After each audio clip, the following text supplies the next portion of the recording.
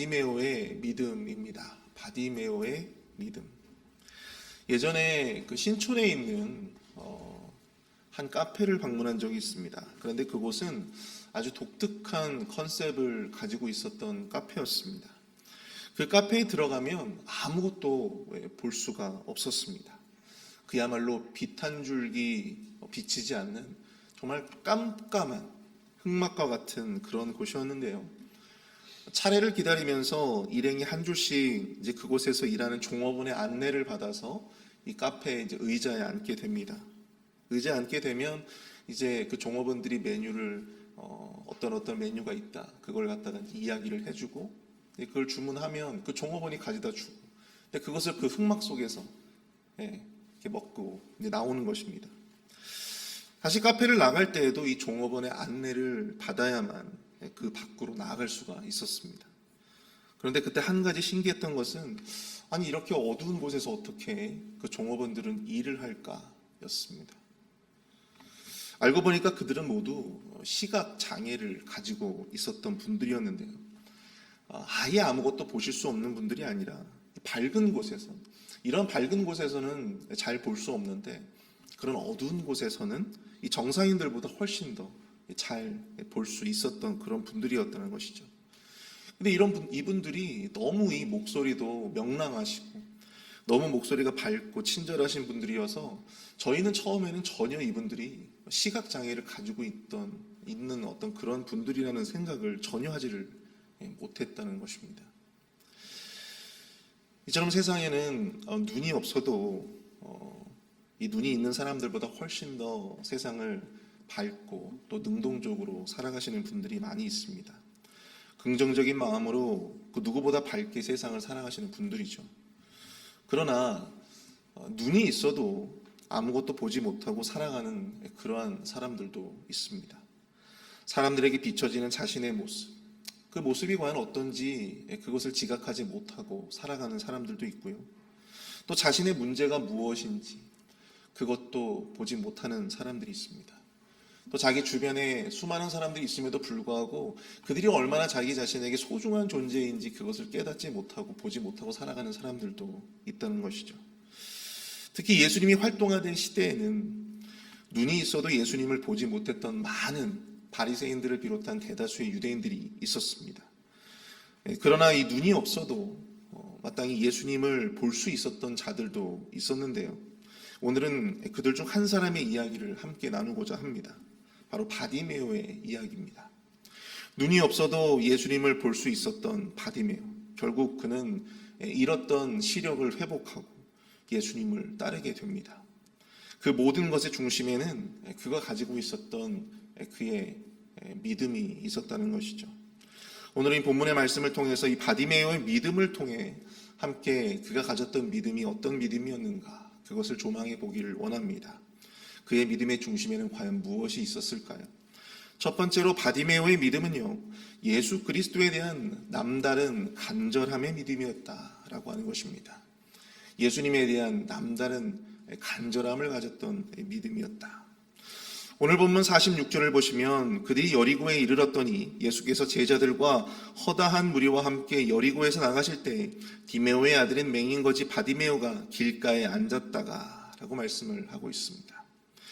예수님과 제자들이 여리고에 오셨습니다. 여리고는 이 여호수아와 이스라엘 백성들이 함성으로 무너뜨렸던 바로 그곳이었죠.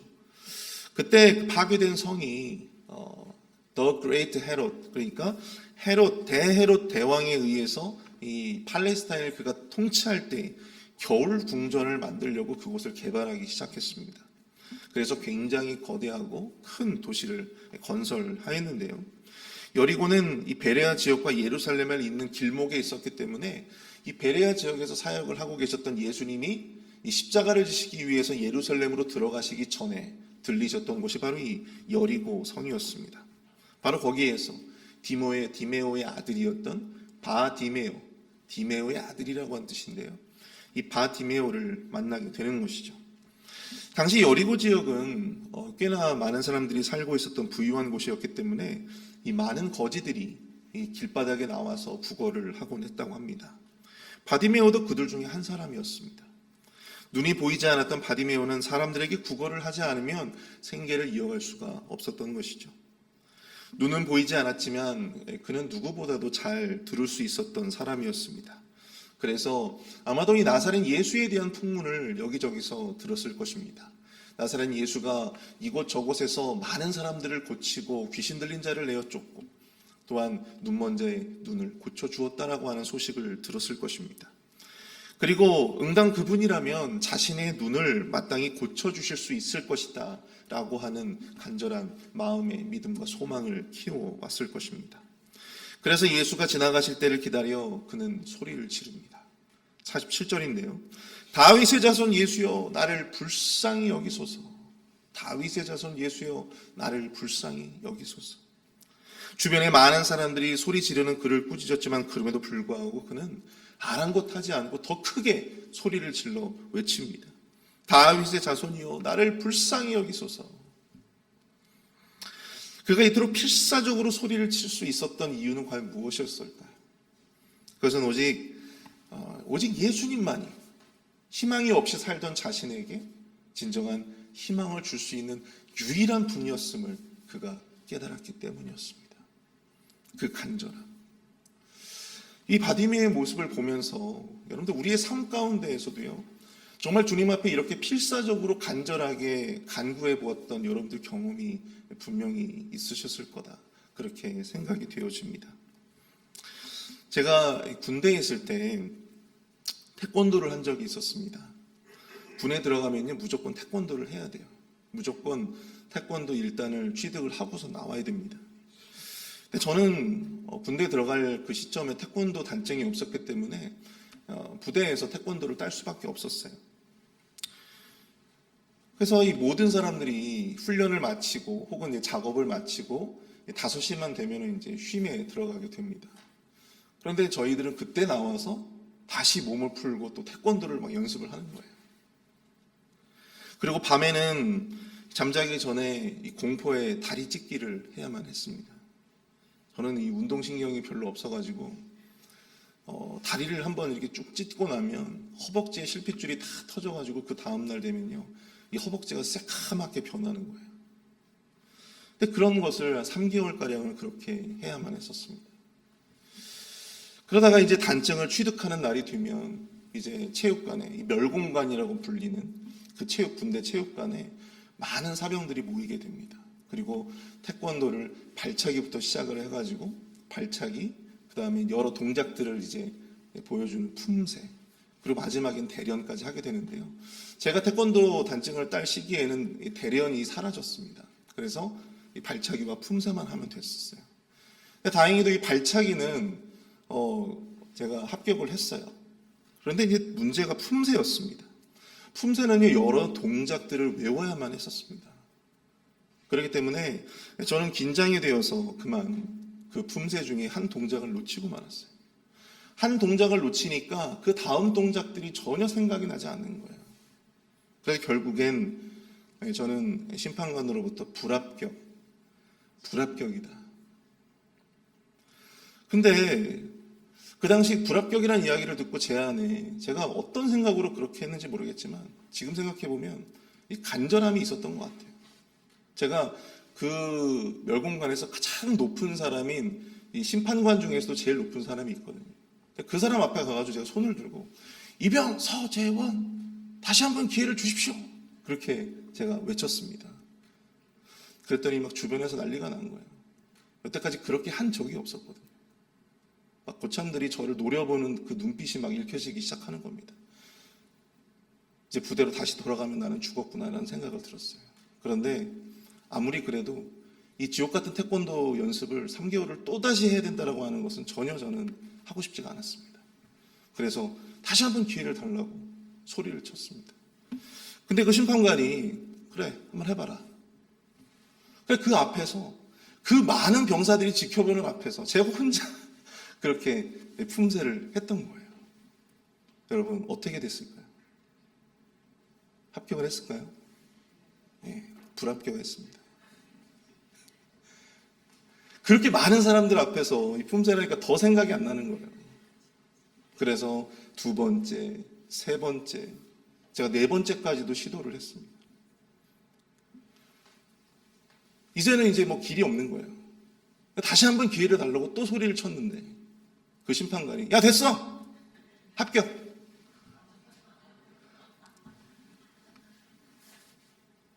볼 필요도 없다는 거예요.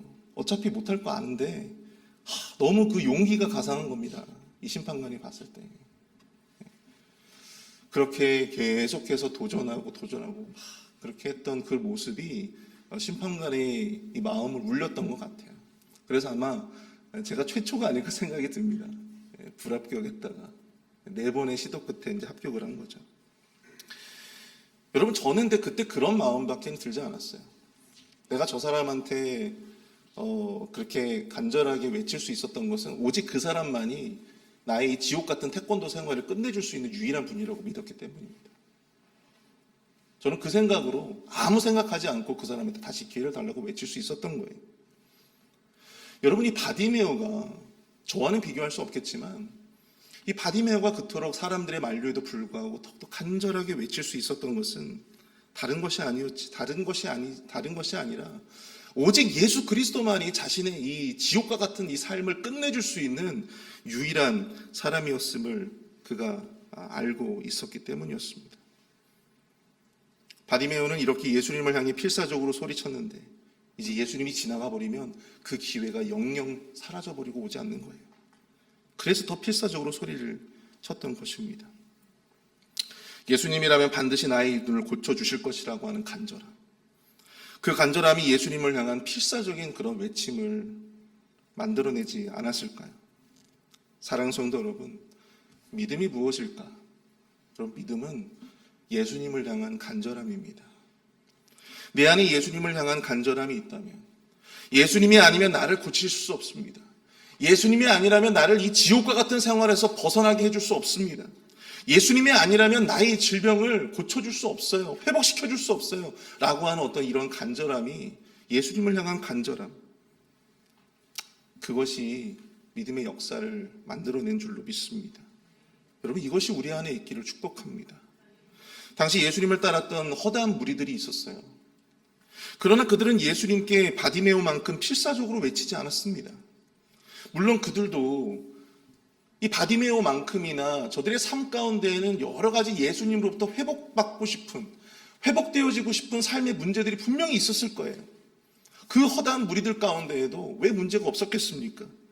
그런데 그들은 이 바디메오처럼 주님 앞에 어필할 수 없었어요. 왜 그랬을까요? 예수님을 향한 간절함이 없었기 때문입니다. 자신의 자존심, 또한 두려움, 그것을 다 내려놓고 오직 예수님께 부르짖을 만한 믿음과 용기가 그들에게는 없었다라고 하는 것입니다. 왜 바디메오에게 있었던 그것이 그들에게는 없었을까요? 그들은 예수님을 하나님의 아들로 볼 수 있는 눈이 없었기 때문입니다. 눈은 있으나 그들의 문제를 그렇게 해결해 줄 수 있는 이 바로 하나님의 아들 예수 그리스도, 그 예수 그리스도를 메시아로 볼 수 있는 눈이 그들에게는 없었기 때문입니다. 그러니 그들은 예수님을 따라만 다닐 뿐 역사의 주인공은 될 수 없었다라고 하는 사실이죠. 교회를 다녀도 평생 남의 간증만 듣다가 가는 사람들도 있고 남들에게 자신의 간증을 들려주는 사람들이 있습니다. 무엇이 다를까요? 저는 예수님에 대한 간절함이 있는 것과 없는 것의 차이가 아닐까 생각을 해봅니다. 오직 예수님만이 나의 삶을 바꿀 수 있습니다. 오직 예수님만이 나의 영혼을 치유하고 회복합니다. 이것에 대한 나의 안의 간절함, 이것이 있는 사람은요, 여러분 하나님 앞에 더욱더 간절하게 기도하고 부르짖을 수밖에 없다라고 하는 것이죠. 그러나 그냥 적당하게 교양이 있고 품위 있게 우리가 교회 생활만을 용이하고 싶은 분들은 열정이 있는 기도도 없고 또한 열정이 있는 헌신도 그들 안에는 없다라고 하는 사실입니다. 그냥 적당하게 남들 하는 만큼 남들 하는 수준으로 그냥 그렇게 교회 생활을 하다 가면 그뿐이라는 것이죠. 그럼 그것이 과연 믿음일까요? 사랑하는 성도 여러분, 우리 안에 예수님에 대한 또한 예수님을 향한 그 간절함이 다시금 불일 듯 일어나게 되시기를 축복합니다. 뜨뜻미지근한 우리의 이 10년 가운데 우리의 문제와 결핍을 오직 주님 앞에 정말 필사적으로 내어놓고 기도로 간구할 수 있는 저와 여러분들 될 수 있기를 축복합니다. 주님이 아니면 주님이 아니면 절대 할 수 없습니다. 기회는 정말 두 번 다시 오지 않는다라고 하는 어떤 그런 마음으로 더욱더 간절하게 주님 앞에 외칠 수 있는 은혜가 저와 오늘 여러분들에게 여러분의 삶 가운데 함께 있기를 축복합니다. 두 번째로 바디메오의 믿음은요, 바로 결단의 믿음이라고 하는 사실입니다. 바디메오의 믿음은 바로 결단의 믿음이었어요. 오늘 본문 50절을 보시면 맹인이 겉옷을 내어버리고 뛰어 일어나 예수께 나아오거늘 이렇게 말씀합니다. 바디메오는 그를 부르시는 예수님을 향해서 뛰어갔다고 합니다. 그런데 보시면 겉옷을 내버리고 뛰어갔다 그렇게 말씀하고 있어요. 겉옷은 유대인들에게는 굉장히 유용한 물품 중에 하나입니다. 그것은 옷으로 쓰이기도 하고 또 밤에는요 추위를 막아줄 수 있는 이불과 같은 역할도 했다라고 하는 것이죠.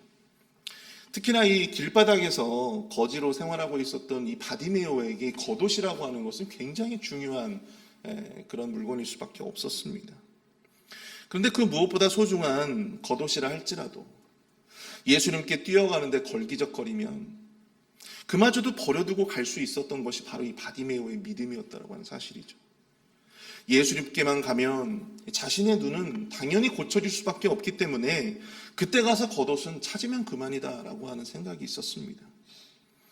본문 51절을 보시면 예수께서 말씀하여 이르시되 내게 무엇하여 주기를 원하느냐 맹인이 이르되 선생님이여 보기를 원하나이다.